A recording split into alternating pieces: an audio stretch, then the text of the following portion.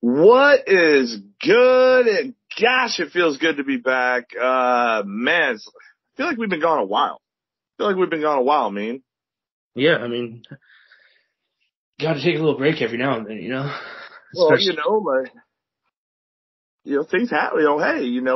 Fire. I watched last weekend, watched my boy graduate high school. So, fire. That's fire. I went ahead and, may or may not have torn my calf muscle. Trash. Yeah, that's trash. It's absolute trash. Heating pads, those are fire. Why did I not have one of those before? No, you're sloughing, bro.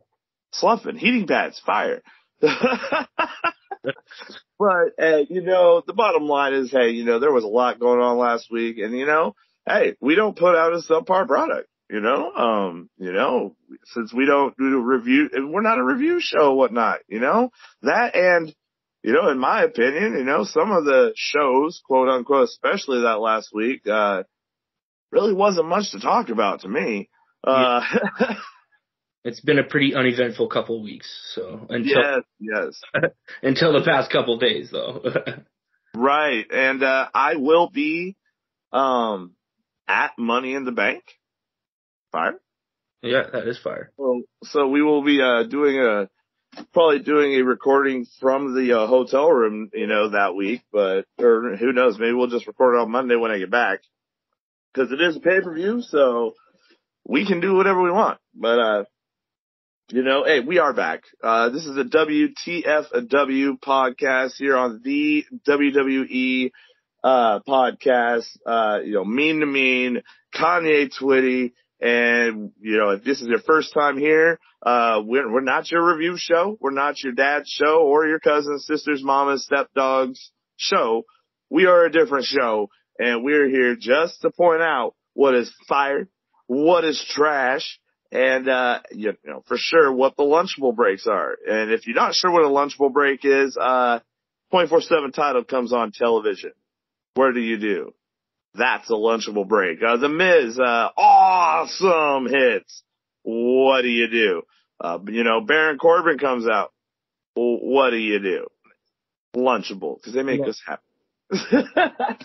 But, hey, there's two huge things in the news, and we're just gonna get it out of the way, because we obviously can't ignore the fact that they're happening.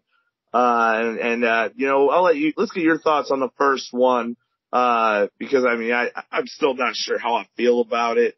But Jeff Hardy, and man, the video is pretty disturbing. 'Cause it's out there.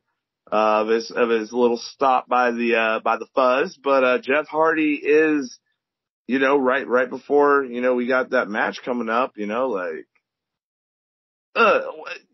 go ahead, take this. What's the thoughts on Jeff Hardy? That's gangster how he's frozen like that. We are having technical difficulties right now. Mean to Mean is his arms crossed with his Blackpool Combat Club shirt on, looking like the cover of a 90s hip-hop record. Hello? I don't know what's going on. Look. He looks gangster. Oh, there you go. Okay. We may or may not have had technical difficulties. We're frozen for a while. We've reset. We do this live. We do it live. I don't care what casuals. We may take notes. But we have a lot to cover. But as far as recording, we don't do any editing. We've had my cat meowing in heat in the middle of and somebody thought it was chickens. Did you know that? Yeah, I remember that. Yeah. I asked if we had chickens at our house. And what's funny is now I got 8 chickens outside my window. So, no, right into it. Get it out of the way. Jeff Hardy arrested again. Another DUI. Scary, scary stuff. He was obviously, .28 something like trash. Yeah, he was. But also when you've been doing the lifestyle that Jeff does. Like that sort of high level doesn't necessarily mean he's wasted. You know what I mean? Like, well, he couldn't do the DUI test because he couldn't keep from falling down. Oh yeah, no, I understand that. I'm just saying, like, a .29 is going to affect you way more than it's going to affect him. Is all I'm saying. Right. Because he's so used to it. No, I'm not saying by any means that he was capable of driving. That's not what I'm saying at all. I'm just saying that. I mean, all I'm saying, he makes $2.5 million a year salary. It's a disappointment. It's a disappointment, is what it is. He let all of the fans down, and I'm sure he knows that. But he was just getting this great run for the end of his career. Just a great, great push. I mean, for all we know, it could have been them for that championship that we had on Wednesday. You know what I mean? And instead went to the Young Bucks. And I feel like that would have been a great final push for them to get that title. And, it's disappointing too for Matt, because Matt's still got to do it, and he's got to now revert back to his solos run, which was not that great in the first place. You know what I mean? So it's unfortunate. He, like I said, it's disappointing. He let everyone down. And yeah. My thing is he makes $2.5 million a year in salary. If you want to go out and get trash, you can't afford an Uber. Yeah, you can't ask a friend to DD for you. You can't pay for a driver for a night. Like, I don't have a problem with getting trash or this and that. Like, I really don't. It doesn't matter. Yeah, in my opinion, it doesn't matter. You want to get drunk, get drunk. Yeah, just as long as you're not hurting other people. And thank God he's been stopped so many times instead of what could happen. Yeah. I mean, he's been found in the hallway of a door of a house before. He's been pulled over. How many more times till? I mean, he's got to be one of the luckiest people I know. Yeah.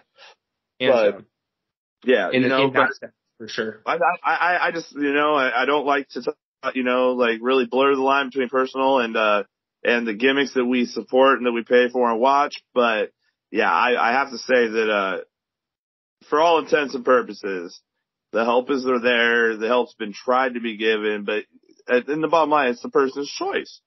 And the fact that this happened, trash. Absolute trash. Absolute trash. All right. So second one. This is a touchy one, and I'm going to tiptoe a little bit on this because I'm going to tiptoe with you because there's not a lot of information for one. For two, I don't want to. It's not my place to put my opinion anywhere because it's truthfully, in the end, without social media and the internet and all this is none of our business.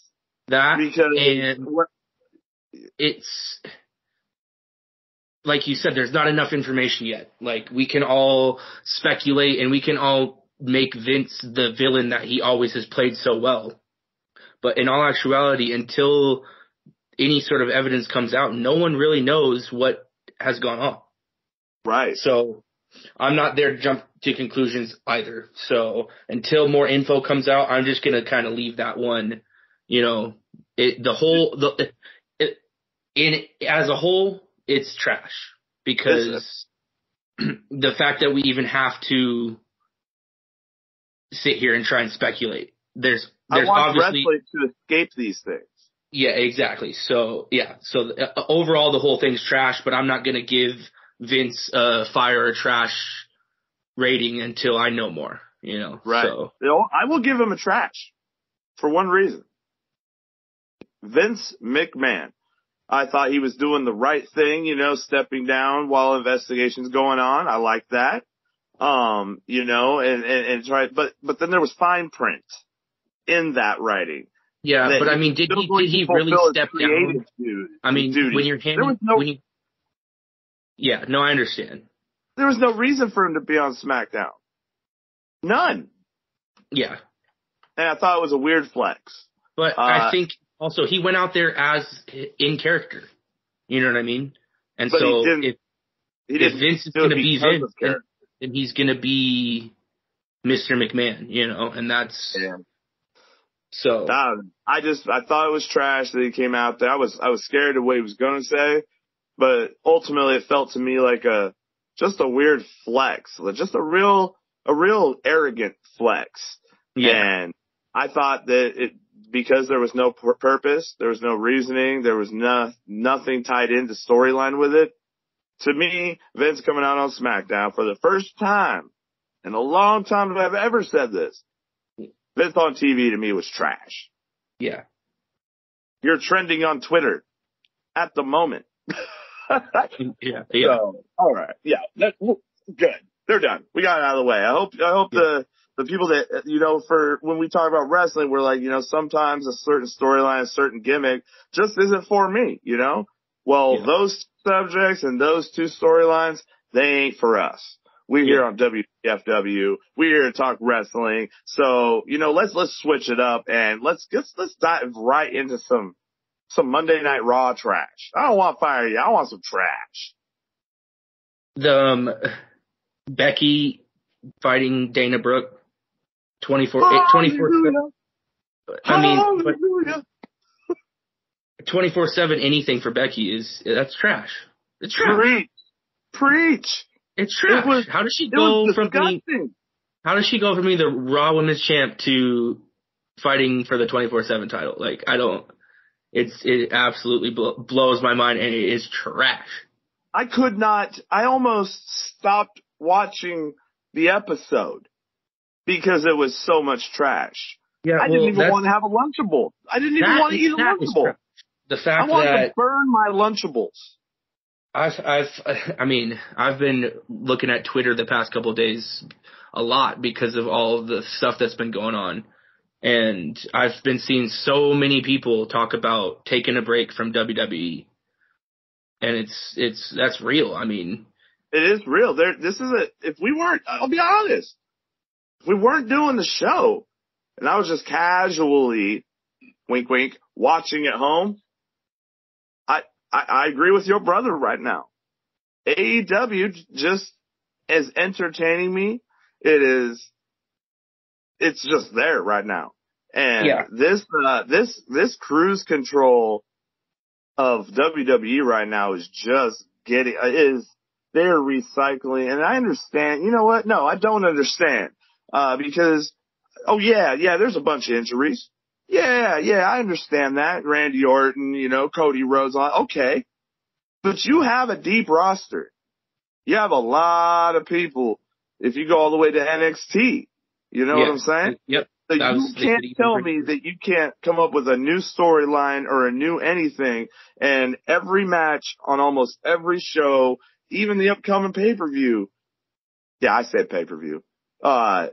It's what? Yeah. What? I am foreshadowing, people. But we'll get to that later. So, no, 100% agreement with you. The minute that they started parading out in the middle of no. Why? Becky Lynch, 24/7 title. That happened. Trash. And she lost. Yeah. Trash. Dana Brooke won. Trash. Yo, my Miss Kanye Twitty's over here just whispering, fire. Trash. All right. What else we got? I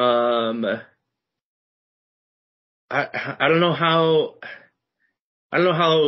everyone's gonna feel about this one, but I think that the Judgment Day turning on Edge, that's trash. He's the only thing that was keeping that thing together. Like, none of that.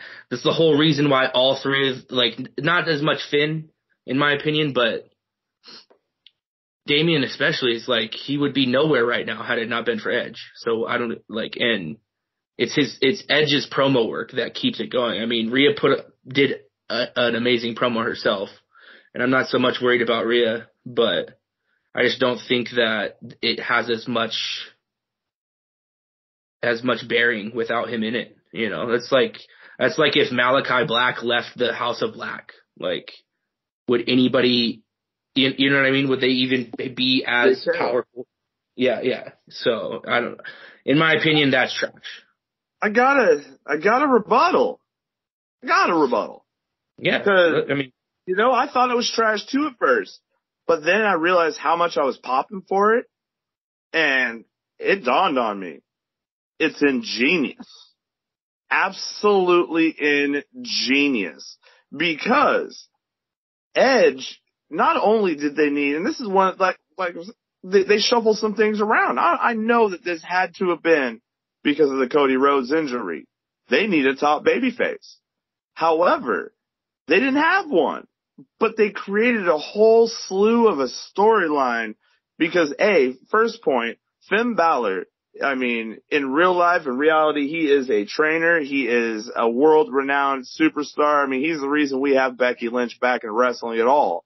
And he is the perfect person, either him or AJ, but him better to be a leader of that group is fire to me.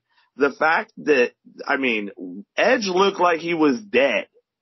He sold it beyond the shadow of a doubt. My lasting image was that bar in his mouth, just amazing. You know what I'm saying? Yeah. But the thing is now Edge can come back not only as a babyface, but he has a whole storyline now with two established. He gets to put them over. He will do a better job putting over Finn Balor and Damian Priest against them than he would leading them. And I think it's just beautiful because now these guys get to have pay-per-view matches with Edge. Yeah. And that's why I think it's fire because I wasn't sure where it was going to go.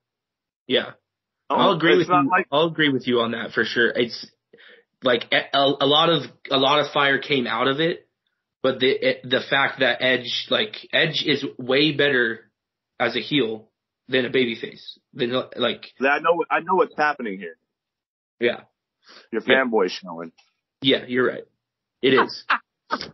I see it. You know what I mean? I see it because I felt it too. But as it played out and because of Edge's impeccable, amazing, all the amazing things he does, and I don't like to use the word acting, but all the amazing things he does outside of being in the ring or on a microphone, I mean, it's Paul Heyman-esque. It's MJF-esque. Like, he is all in, and he sells every bit of the moment when he is on that camera.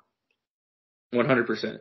100. I mean, I'm only now reappreciating Edge for how great he is, and when he was on his heyday with Christian and Hardy's and all that.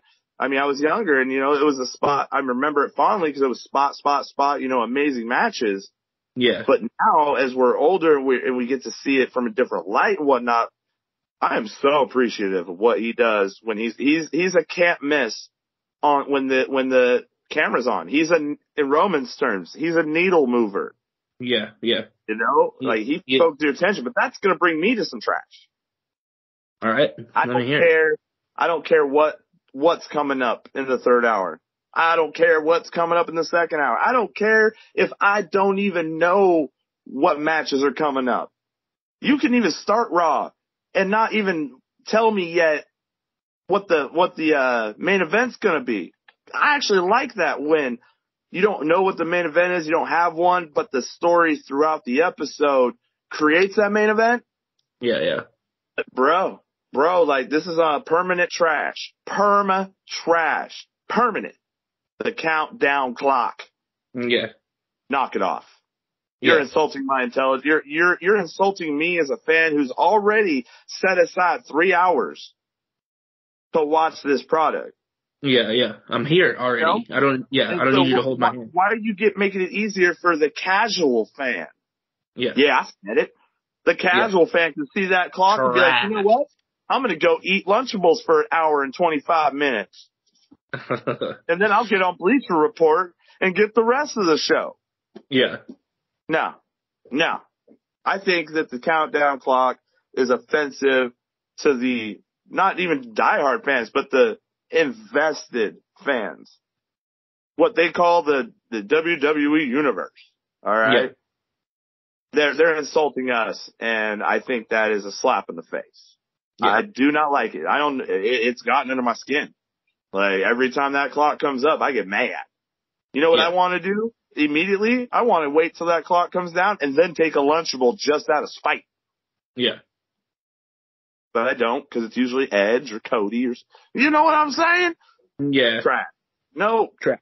And man, I will say this, the fight has kept going on in my house.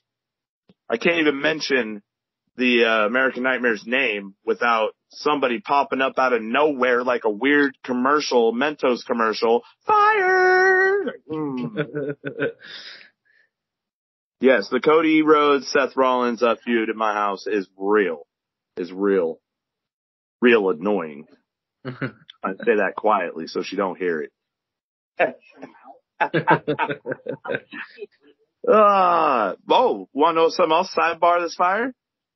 Me and the missus got matching God Mode t-shirts. Yeah. And I gotta say this, when you put that shirt on, it's like MJF's scarf. It elicits a certain kind of attitude. It makes you feel a certain type. I'm just saying. But, all right. Well, you got some fire then. You liked Raw. I didn't. But let's see see if you could put me over on something, because, maybe it's because I was checked out, It was a long weekend for me. It was a long weekend. I was pretty tired on Monday. Yeah, there was some decent parts of it. Riddle and Paul Heyman's promo in the beginning was awesome. I mean, I think, I said it weeks back that Paul Heyman's permafire. Anytime he cuts a promo, it's just, I have to listen, Just put Paul Heyman in charge, Vince, of the whole thing. And Riddle's, he's just progressively getting better and better and better. It's awesome to see. Right now, if we had an awards, midway awards show, he is the most improved. And that's not even saying that he was bad. Yeah. It's insane how much better he is getting week in and week out. And I'm going to say this, even if it's temporary, because this is his first, push into this realm, but he is in that realm with Roman, with Seth. It's believable. Moxley. When he is on TV right now, you can't miss it. Yeah. And he's repaying you for that attention with every single performance, just like Edge. It doesn't matter if it's in the ring or on the mic. Everything he's doing, fire. Yeah, Riddle's fire. He had being partners with Randy Orton. You have to step your game up. Otherwise, you're just going to be left in the dust. So I called into the mailbag back when I first started listening to the WWE podcast. It was right after Riddle had gotten brought up to the main roster, and I had gotten to experience Riddle all through NXT. You know what I'm saying? And that's how I discovered him, because that's when I was really getting back into wrestling. And I said it back, I'd have to find out how far back it was, but somewhere back in the recorded archives, I said specifically that look out for Riddle. At the time, Matt Riddle. I was like, Matt Riddle has superstar, megastar written all over him. Yeah. And he's proven that now. Proven it. All right. Fire. Riddle, fire. Paul Heyman, fire. Zeke announcing that Elias is going to show up. I was waiting for it. Fire. What? Do you realize that I'm on the edge of my seat waiting for Raw? Literally got me I have so much anticipation for this, for Raw next week, that I'm just like, I wish the listeners could see us on Skype right now, because Nemean is literally doing the Tony D'Angelo finger hand waving thing, just getting an excitement about this. But I gotta say, bro, it doesn't matter. There's so many different ways this could go, but only a few of them would be trash, really. Like, what if they actually got adopted? What if, let's say the most extreme if. What if he actually is Elias's little brother? Yeah. Because I was a big Elias fan. That would be the ultimate payoff with this it's going to be Elias. He looks older. So I think they found somebody that kind of looks like Elias, but I think they've been growing a beard this whole time or something. Yeah. I don't care because I'm in.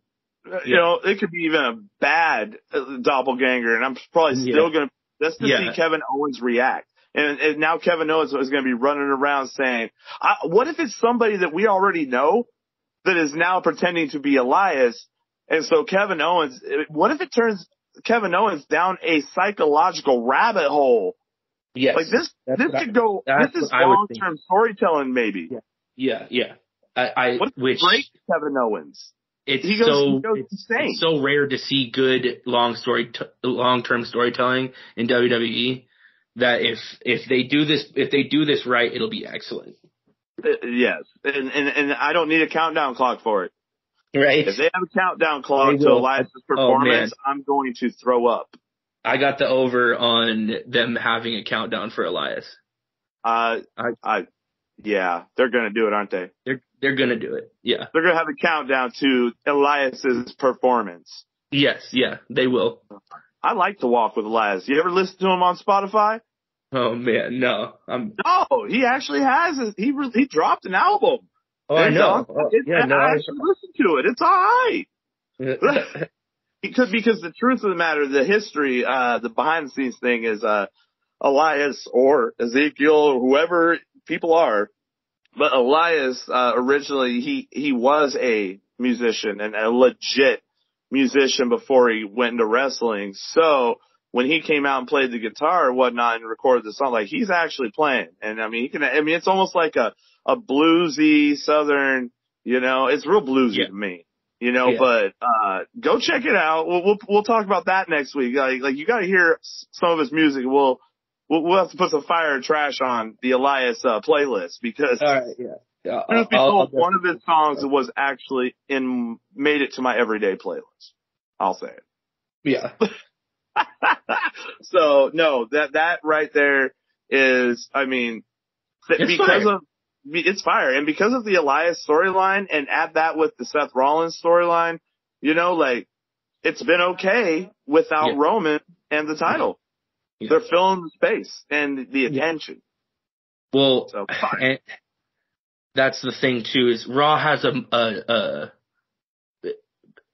if you take away the bloodline, Raw has the way bigger star power than SmackDown does. A lot more. Yeah, a lot more. So you got Riddle, you got Cody, you got Seth, you got Randy Orton, you got Street Profits.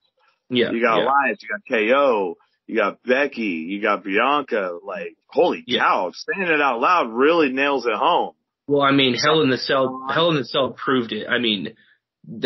It was literally every match was a Raw match. You know what I mean? Right. Yeah, they didn't even announce a SmackDown match until the week of the show? It was like 2 days before or something like that, yeah. Oh, and by the way, WWE, that's trash. That's trash. That's trash. You know how much money Fox, if I was Fox right now, I'd be mad. Legitimately mad. Yeah.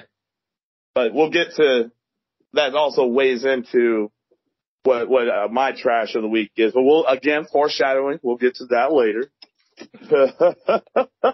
So, all right. Well, then what's some final notes on Raw so we can put Raw to bed? Some final notes, like I mentioned it before, Rhea's promo calling out Bianca was excellent. Excellent. I agree. It was excellent. I felt like she was staring into my soul and just, she was. Imagine this.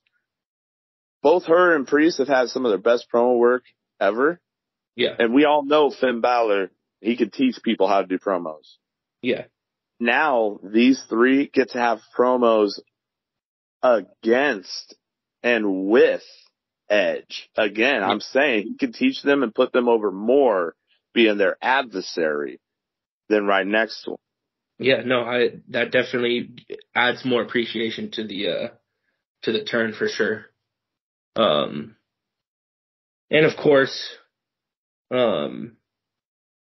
we have Veer Mahan.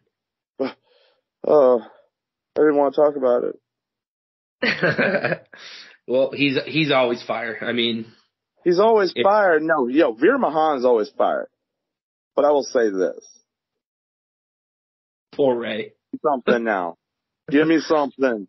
Because now it's like I'm sitting here trying to tell people how fire Veer Mahan is, and every week they like, didn't I see that last week? Yeah. Didn't I see that? Like Ray who? Yeah. What? Dominic what?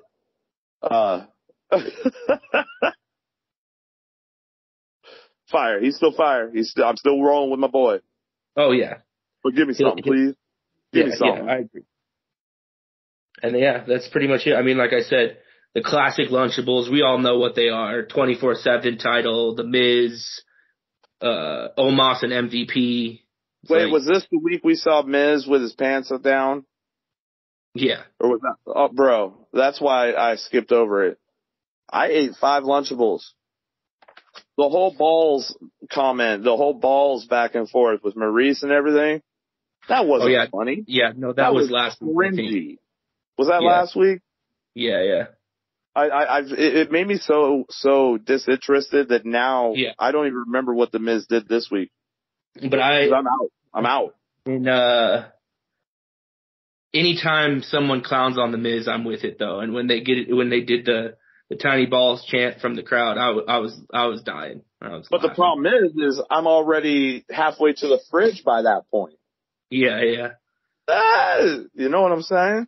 So no, I no. Yeah. Dewdrop and Nikki Trash. There's like Dewdrop's gone downhill for me. Like for me too. I have to. One fire is her gear has gotten better. Yes. I actually did appreciate Nikki's all black and gold as well. Yeah, I have to say that too. The villain looked a lot better as well, but that's the extent of it though. Other than that, they're both. Yeah. If it wasn't for Alexa Bliss and Liv being their opponents, that whole match would have just been fast forwarded. Right. I have to agree there, and I have to say this: call it a sneaky suspicion, call it a fanboy, call it hopeful dreaming and wishing. But I actually follow Wyndham, Bray Wyatt, on YouTube. And he has been releasing videos that hint a lot at him returning to something in some form. However, he is using in those promos the gloves of the Fiend. And in a small couple clips, you see the Fiend mask. He's also using the old pig and horse goat mask that he had the Bludgeon Brothers wearing. Okay. And I'm just saying, maybe that is the reason why Alexa Bliss still, she's changed her look, kind of changed her character look. Maybe that's why she has Lily. Because I've been wondering for the whole time. Yeah. What's the point of Lily right now? It makes no sense. And they haven't really done much with Alexa at all. At all. She's undefeated. She is undefeated. No, she's had matches and she's been doing her thing, but it's all been to what end? You know what I mean? I think that's where I'm at too, and I'm confused. Like, are they waiting for something? Maybe they're just waiting for Bray. Yeah, maybe the Fiend is coming back. I think the Fiend. I think even on Twitter, there's been a lot of talk about Bray Wyatt and this, that, and the other. So you may be onto something there. I honestly think he's coming. Yeah. I also have another big bold prediction, and I'm sticking to it. All right. Because I have good luck at going to pay-per-views and seeing the things that, I got to see Edge return. I got to see Becky Lynch return. I've seen The Undertaker show up, things of that nature. But I'm saying this. I'm believing that the Money in the Bank will start with the women's Money in the Bank match. And I think, and I could be ruined this week, but I think that when they get down to the last participants in the women's Money in the Bank, I think they will do a classic thing, you know, like we do in AEW. I really like it. The Joker. You know, you don't know who the last person is. Yeah, yeah. Well, I don't think they're going to tell us who the last person is. And I'm saying it. Take this to Vegas. Casual, take it to Vegas.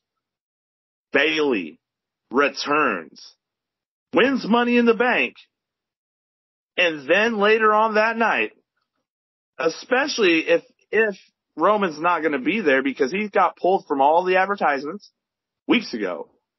But I think she wins it and then cashes in that night and walks out of Las Vegas, your new one of the WWE Women's Champions. Yeah. I'm in. I'm all in. That's bold. It's bold. That's bold. What do you think? You want to go in with me? I think it's possible. I'm not gonna go anything in on Bayley until I see her. It's one of those things that I've been waiting so long for that I'm just like, I'm not gonna go have any expectations for it because I know it'll just disappoint me if she doesn't show up at all. So I think it's happening. I think you're on. Because I think that's the bold move at Money in the Bank. Yeah. Because if Roman's not going to be then that means both the men's titles wouldn't be at Money in the Bank, which means that whoever wins the men's Money in the Bank doesn't have the opportunity to cash in that night. Yeah. So I think the actual show will be bookended by a women's title match. Whoever is in the last, if the women's title match, one of them is the last match of the night, I'm guaranteeing someone's cashing in. Yeah. You know? That's what I think. It also could because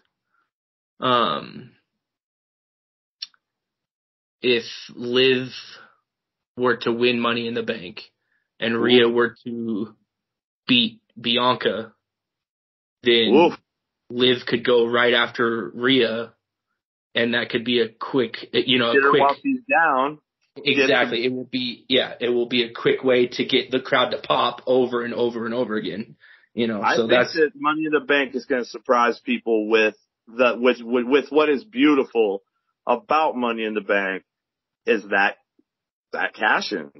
Yeah. You know, once you get the briefcase, you can cash it in. And still to this day, the best cash in history was Seth Rollins, and they have a lot of work to do because, the last couple Money in the Banks, Becky won one and they handed her, or Asuka won it and then Becky just handed her the title because she got pregnant. And then you had another one where The Miz ended up getting the Money in the Bank briefcase from Otis and that whole debacle, Yeah. So I think this is the year that, we bring some credibility back and some excitement back to the Money in the Bank. Yeah. So, all right. Anything else for Raw? Is that it? I think that's it. All right. Well then, hey, we'll steer the ship, my friend. Let's go. Where else we going? Let's jump over to SmackDown. I'm just going to jump right into the ultimate fire of the week. The ultimate fire of the week for me. I know everyone's going to hate this one, but Brock Lesnar is back. And yes, my fanboy is showing. Brock Lesnar, hands down, he's my favorite wrestler of all time. So if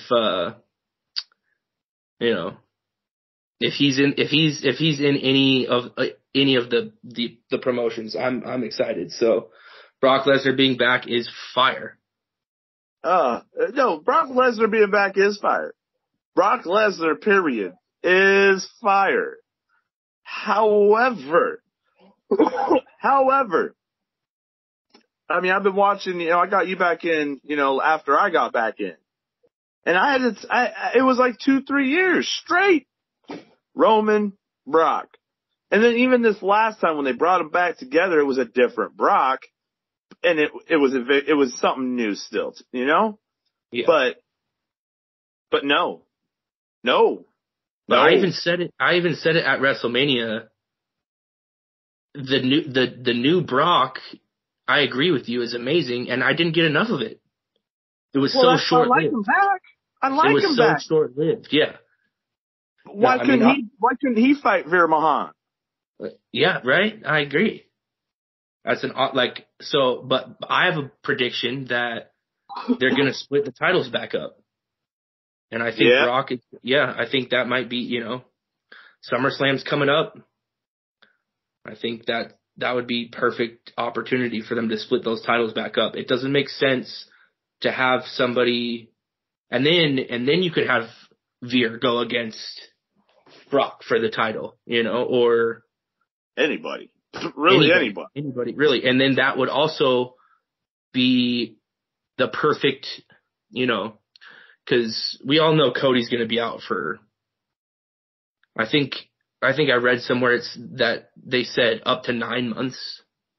So, I mean, he won't even be, maybe by WrestleMania, he'll be back. You know what I mean? So. Yeah, I don't see, and I don't see Cody returning until WrestleMania. Yeah, that's my prediction is he comes to WrestleMania. But that would be perfect if Brock had the Raw title, and then Cody could go against Brock, Yeah. I mean, it's not Brock, man. It's not Brock, It's Brock and Roman. Yeah. No, that's what kills me. That's fair. Like, yeah. I popped when he hit. I popped when he came out. WWE is they're pulling for straws, man. You're bringing back Cena. You brought back Brock. And you're giving us on average on Monday Night Raw and SmackDown. You're giving us on average the same matches that we've seen for 3 weeks in a row. Yeah, longer. I'll jump it right into my biggest Lunchable. It's been my biggest Lunchable since before WrestleMania. Madcap and Happy. Is this really still going on? Still. I mean, really? Like, really? Still. Bro, this has been a feud since before WrestleMania. This is that's all we had to pay off. This is like 6 months now that we've been dealing with this same exact feud, and it's absolute ridiculousness. I mean, you mean to tell me that these two guys, Madcap and Happy, you have nothing for them? You have absolutely nothing for them besides going at it with each other? That's absolute craziness to me. I mean, don't say it because we're enjoying it, because we're not. I mean, it's the needle moving the other way.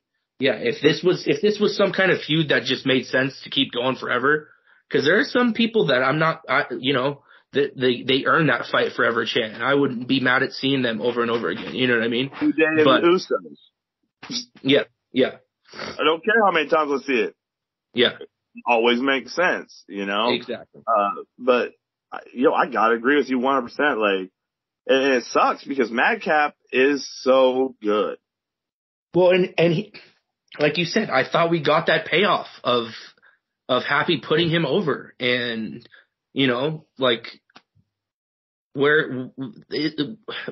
the creative after that? You had no trajectory for him after that. It doesn't make sense to push someone to put him over so much and then not have anything for them. That's just, it's classic. Like I said before, there's so many, the roster's a lot deeper than it looks on TV. Yeah. Oh yeah. Especially with NXT. So don't tell me you don't have the pieces. The pieces are there. You're just not choosing to use them. Exactly. That's why Sasha Banks is gone. Yeah. Yeah. Bottom line, that's why Moxley's gone. That's why Bryan's gone. Come on, be better. Be better. Yeah, exactly. You're supposed to be the pinnacle, the bar for what professional wrestling is supposed to be, and you're lowering that bar every week. So yes, yeah, and consistently, I mean, AEW has not been absolutely amazing the past few weeks either, but they're still consistently better than WWE. Right, and 100%. So it's like you said, like, do better, because we've been here for a long time as fans, and we not only do we expect better, but we deserve it too, because like 100, and that goes like another person, that has so much potential. Huge fan of. I know, like I said, I was a huge fan. Even if they repackaged him when they brought him to the main roster, give him a manager, I don't care. I'm in. L.A. Knight, Max Dupree, and just like the horrible Lacey Evans nonsense, and the Dewdrop and the Nikki Trash, and the Madcap. What are they doing? Like, they brought him out, had the lights out. Like, it's already so bad enough. A really, corny deal anyways. The modeling agency nonsense, all that. But at the same time, bruh, like, come on. Yeah. Like, I was actually looking forward to that part of the show. I was like, okay, who's he going to bring out? Yeah, me too. And then nothing. And they can't, you can't tell me you don't got the people. Can't tell me that. Yeah. Bottom line. That's not even the question. The question is can they use the tools that they have? And I mean, it's classic, like you said, people like Adam Cole, Kyle O'Reilly, all of these guys who decide not to renew their contract with WWE and leave, is because clearly there's not creative's not doing their job. You know what I mean?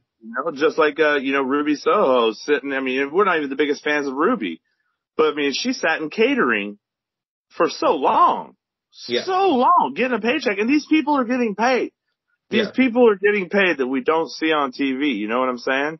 And don't tell me that the only thing you can do is parade them out for the 24/7 title. Dominic Dijakovic, T-Bar. Like, this is a phenomenal athlete. Yeah, casual. That's how you say it. Dominic Dijakovic. If you have not seen the match between him and Keith Lee at NXT TakeOver Portland, that will educate you on how good Keith Lee and Dominic Dijakovic, aka T-Bar, are. And Keith Lee's another one. I'm like, why? He keeps coming out, and I'm like, oh man, that's just waste. Yeah. And so no, they need to utilize their tools a little bit more, and especially in this time period where we do usually have this after WrestleMania, a stagnant time, because we got the holidays, 4th of July, Memorial Day, summer, all that, there's already a natural dip in viewership and this and that. However, don't, like I said before in the beginning of the show, don't insult the people that are actually emotionally invested, that are actually paying attention, that are actually carrying you through your slow and dead time. Yeah. Be better. Be better. What else we got? Be better. I mean, there's definitely highlights, you know what I mean? Like Pat McAfee. The man is, he is a godsend to SmackDown. Like, he absolutely, he helps make the show better. And the promo that he cut yesterday was, he made me care about Baron Corbin for the first time in a long time. Yeah. And he made me listen. So it's like, the man is absolutely a gem for SmackDown, you know what I mean? So, and he's already on the permafire list. I just have to, every time he does something as good as he did last night, I just have to say something about it. Excited to see him back in the ring. Yeah. He good. He does work, and that's what got me. Yeah. We get back in the ring. Can that happen at Money in the Bank, please? Right. Please, can I see Pat McAfee live? I can't believe I'm saying that out loud. Wow. And then the Riddle and Roman match was actually really good. Fantastic. Aside from even if you took Brock Lesnar out of the situation, for me, the match itself was absolutely great. Like, and that just goes back to us talking about Riddle before. I mean, he's just improved so much. You know what I mean? That spear, the timing of the spear from the jump off the ropes. Wow, Roman saved that because he almost went too early. And at the very last second, he stuttered. And man, that looked like, but I will say one bit of trash out of that. There's one bit of trash I feel like got overlooked. Yeah. Somebody kicked out of the RKO. Yeah, but Randy didn't do it though. Trash. I know. You know what? That's the only thing that saved it for me. Was that I had to literally say it out loud. No, that wasn't Randy Orton. Yeah. Okay. But I'm just saying, someone kicked out of the RKO. But that match, the timing, the storytelling, the big spots and the big moves were absolute fire. Absolute fire. In every way. What else you got? What else you got for? Because I thought SmackDown wasn't all that bad, to be honest. But since we're already here, we already talked about it once. I'm just going to reiterate. What's some fire you got? What's some fire that you thought from it then? Because here's what I did is I had some friends of mine over at the house. We'll call them RJ, and I was like, you know what?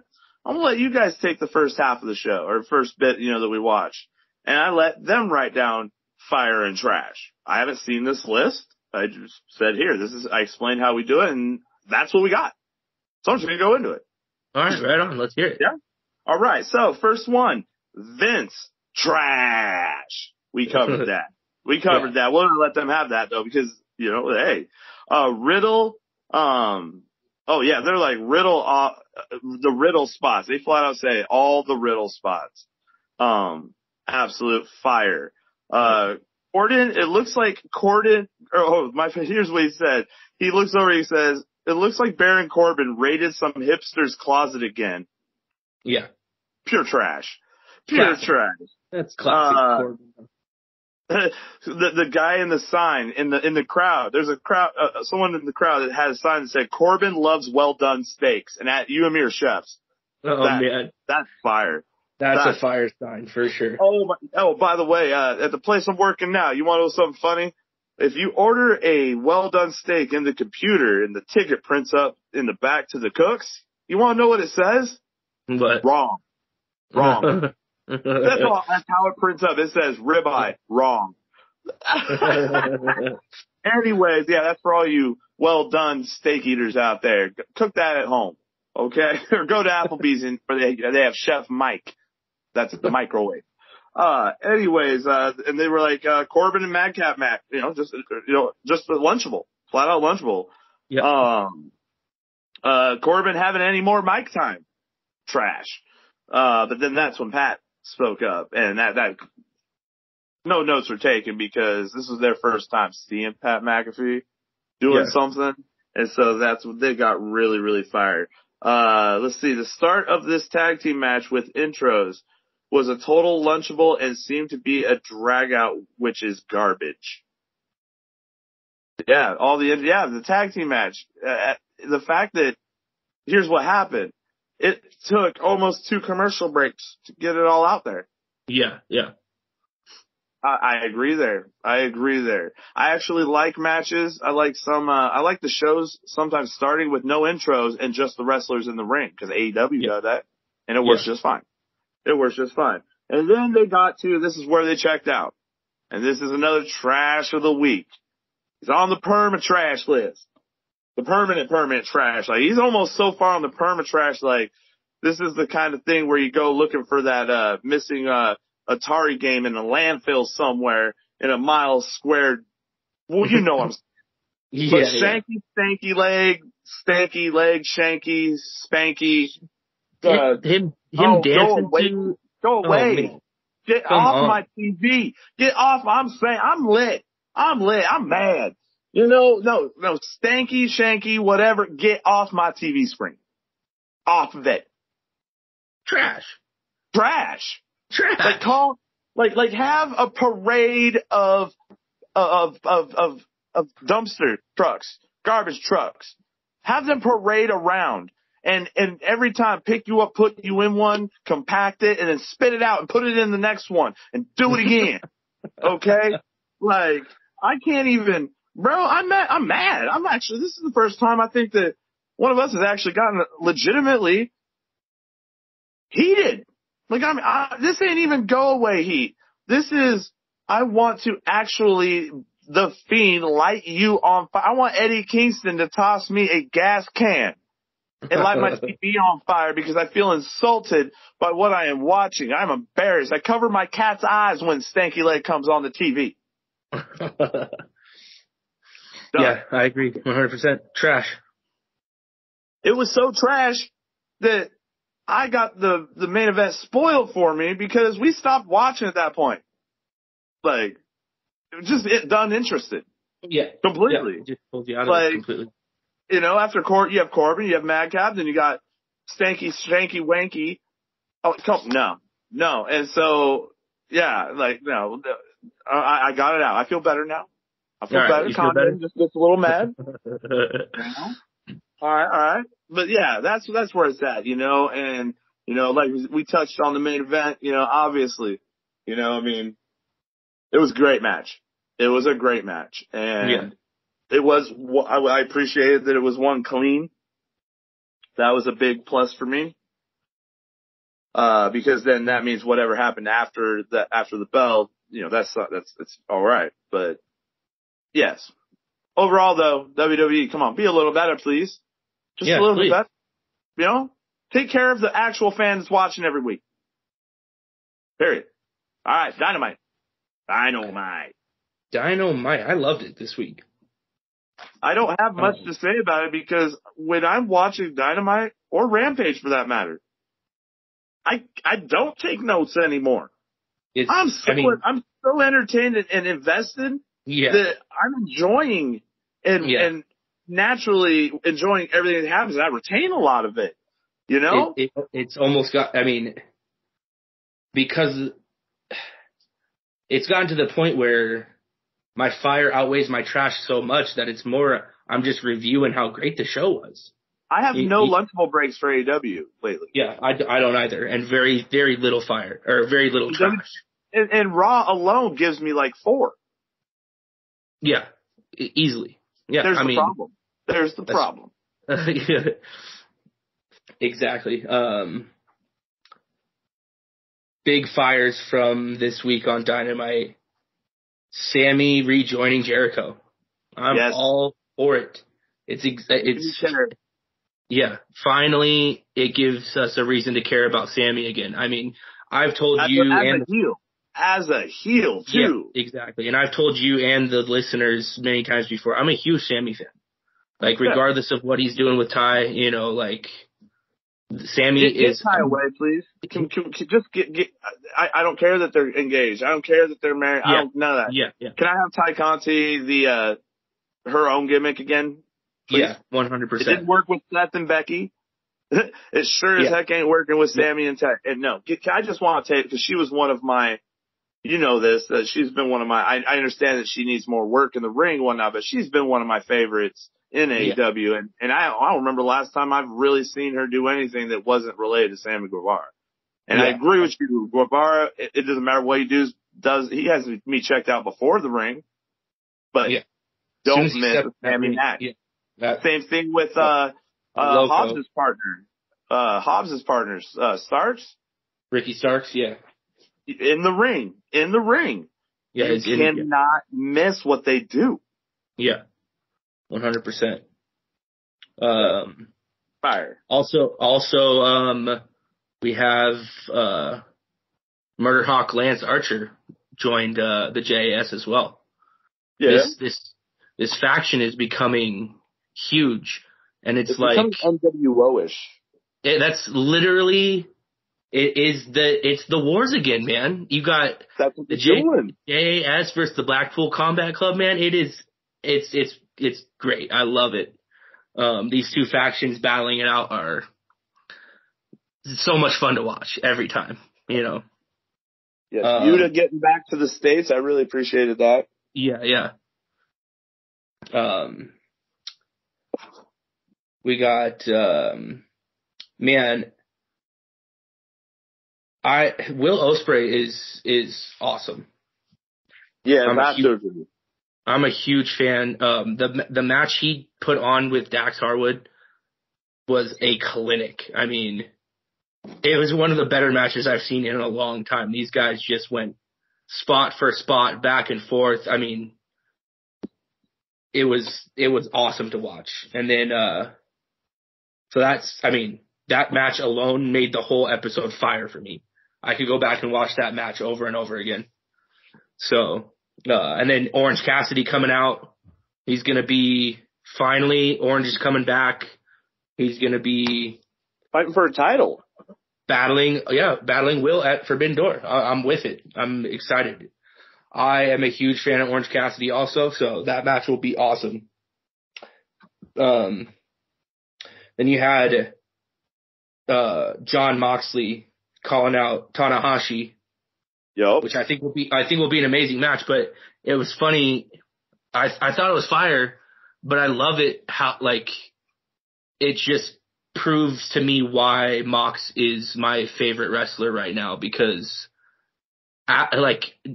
when they're in the ring having their little call out right afterwards, when their mics are cut off and the music's playing, they basically just go, they look like they're best friends, even though they're supposed to be, you know.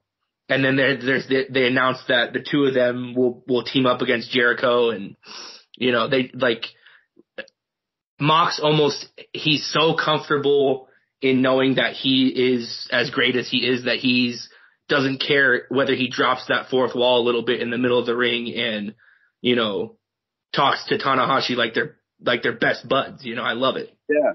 Well, he's comfortable he didn't have that in WWE. He's comfortable in his gimmick.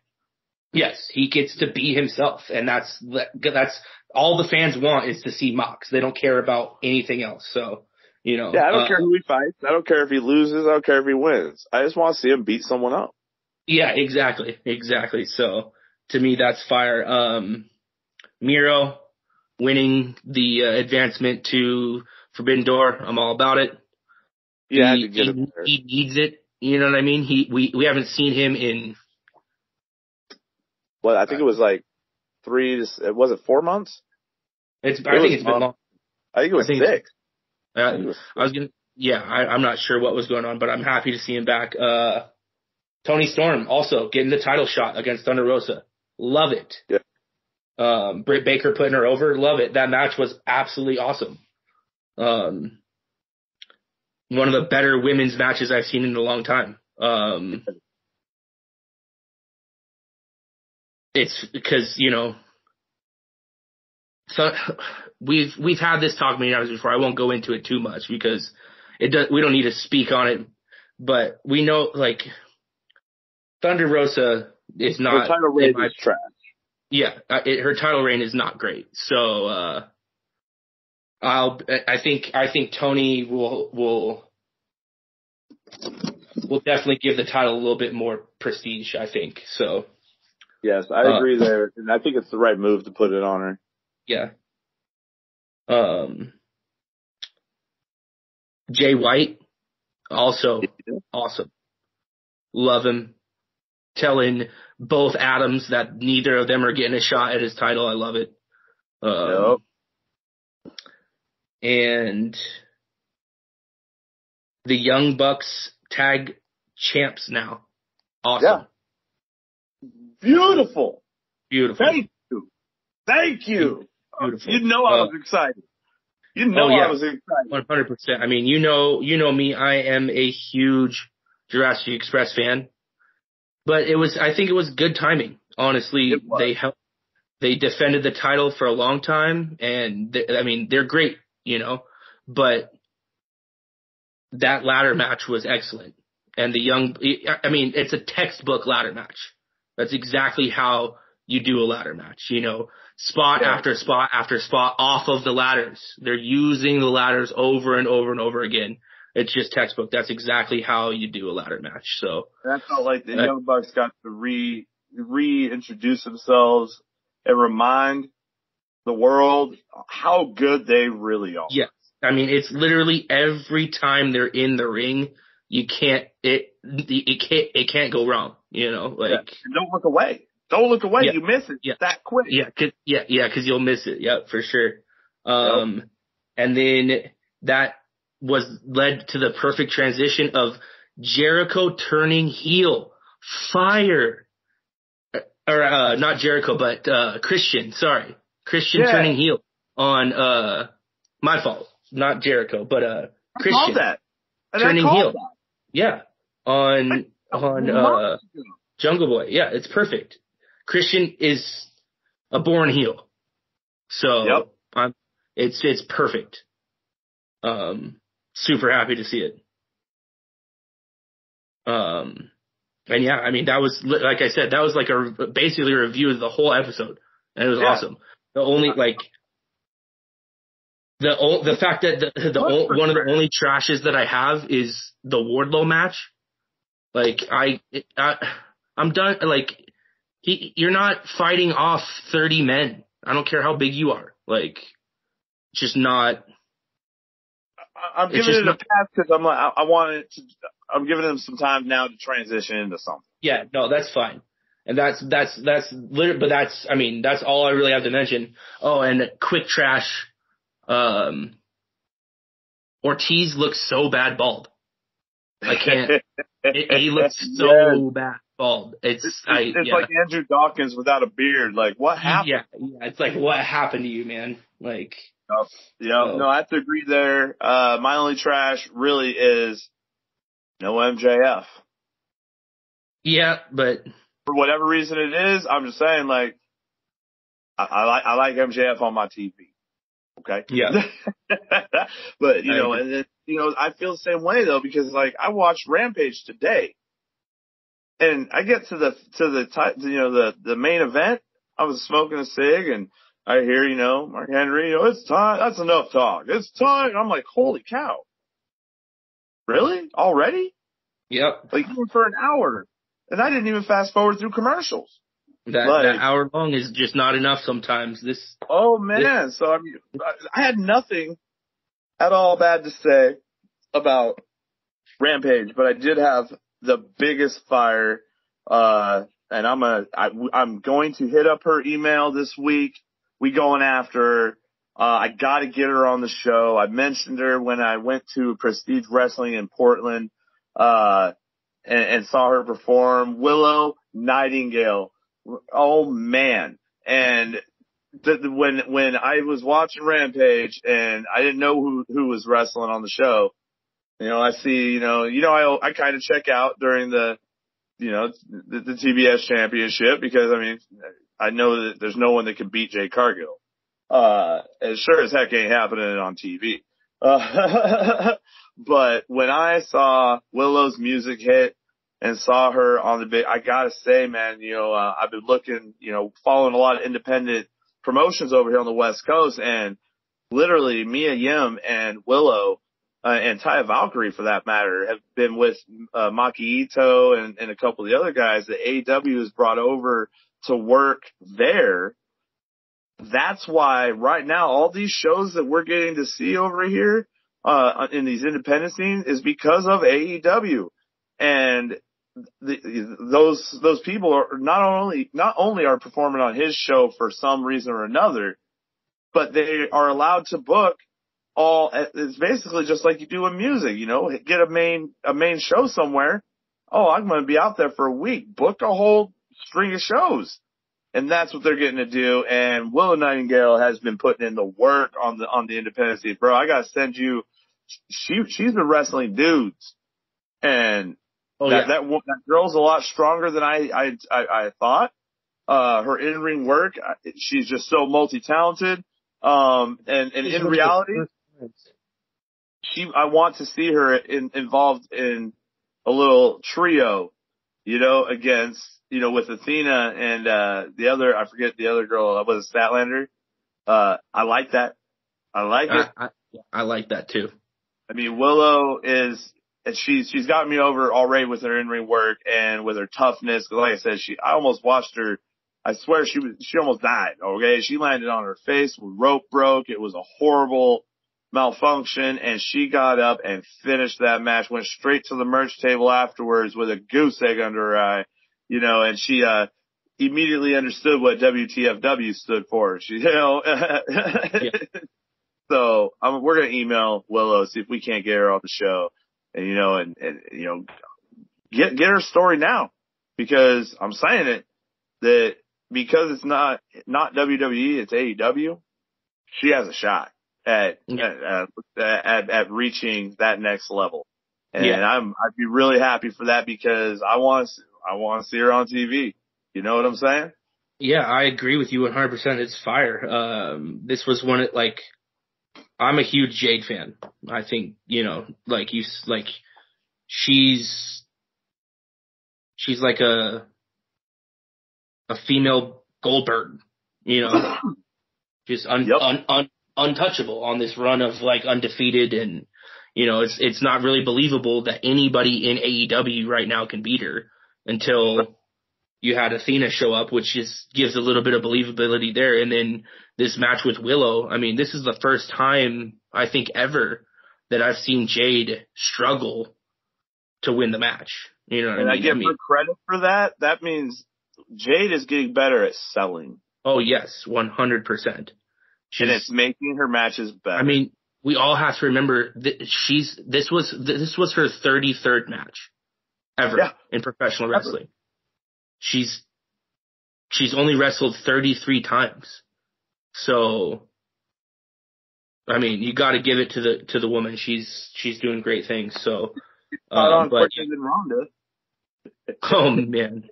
I didn't even touch on Ronda because, No, we're not going to do it this time. It's not necessary. I mean, That's our lunchable break.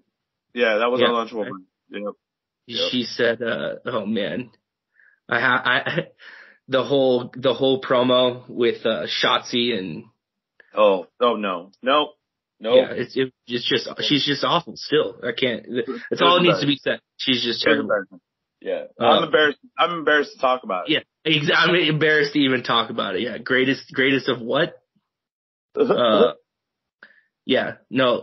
Again, John Moxley. I said it in our last episode. Dante, man. I mean, look, I'm telling everybody, look out for this kid, man, because he's only 21 years old and his in-ring work is amazing. This guy, I mean, he's got so far to go. He's got so much room to grow. So I'm excited because I think ultimately he will end up being one of the really, really good ones to watch. So, Dominic, take notes. Right.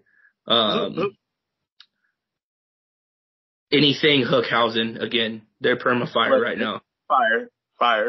Anything Danhausen, fire. Yes, I mean, are you recording here? Are you recording here? Oh, okay. Well, hey, what's going on here? Yeah. Oh, wait, well, I guess that's it. Okay, back to you then. No. Yeah, he's great. Max Caster's raps. I mean, come on. They just keep getting better and better. Fire. When he said, I had something to say, but somebody made me sign an NDA. Oh man, just throwing shots at Vince. Woo! That one. Dude, their whole crew with the ass boys and Billy Gunn now. It's hilarious. It's how great. The ass boys can't figure out what city they're in. Yeah, right. It's fun. It's fun gimmick. Yeah, it's Generation X all over again. Yeah, exactly. That's MJF made that comment about how Tony Khan should just be on the other side of the guardrail, this, that, and the other. But I mean, at the same time, that's why he's good, because he's able to pull from those old experiences of what he saw when he used to watch, and now he's using those things to bring back the old glory, and I love it. So.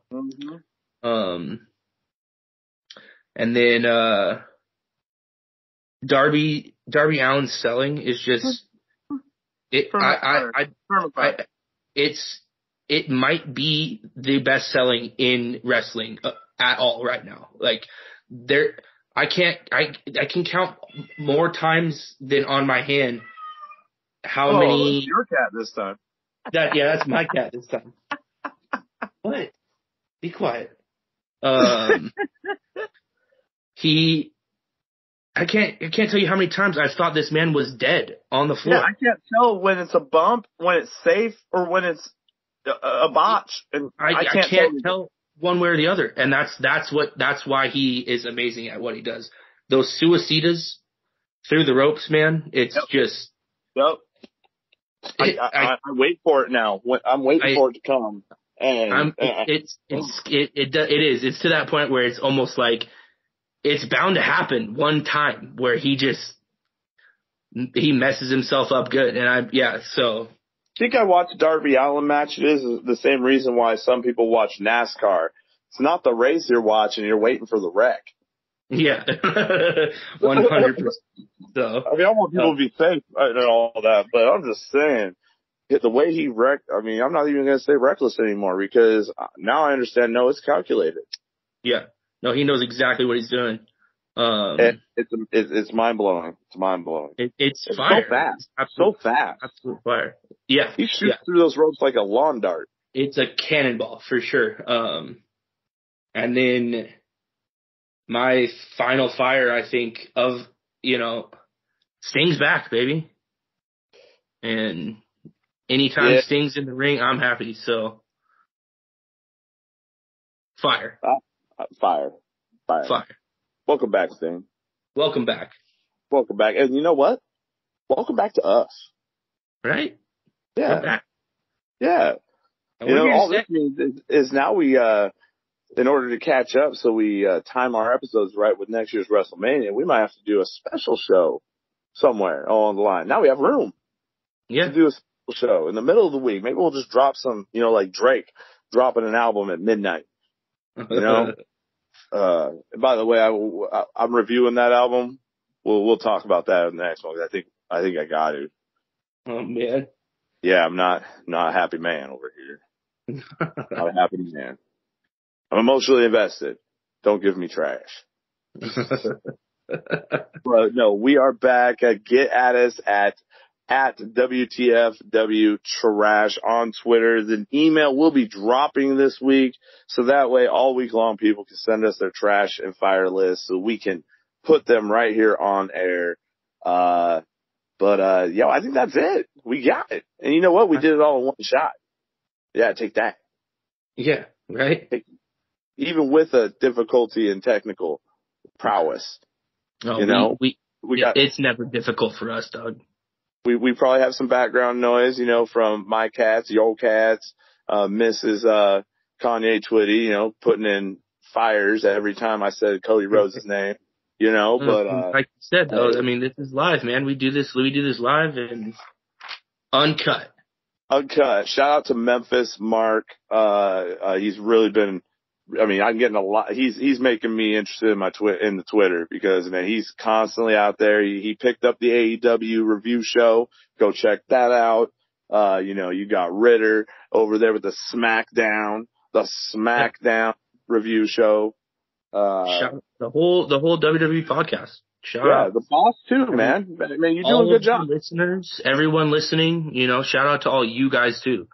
And like we said, Africa, Israel, everyone listening, man. Thank you guys for listening and giving us your input. And like Kanye said, that we will take anybody's trash list and put it on air. You give it to us, we will address it. So, even if it's real life trash. Yeah. It don't have to be wrestling. It could be real life trash mixed with wrestling. We don't care. You have some trash experiences. Tell us about them. We want to know. All right, We're going to morph the show. We're going to transform because we're like Seth Rollins. We're constantly evolving. But for now, I think we're good. I think we out, man. I think we out, man. Thanks, everybody. All right. Deuces, y'all. We will be back next week. Thanks for listening to the WWE Podcast. Don't forget to subscribe on your favorite podcast app so you don't miss a show, or head to WWEpodcast.com. And for all of these shows ad-free, head over to patreon.com/WWE Podcast. Until then, we'll see you next time.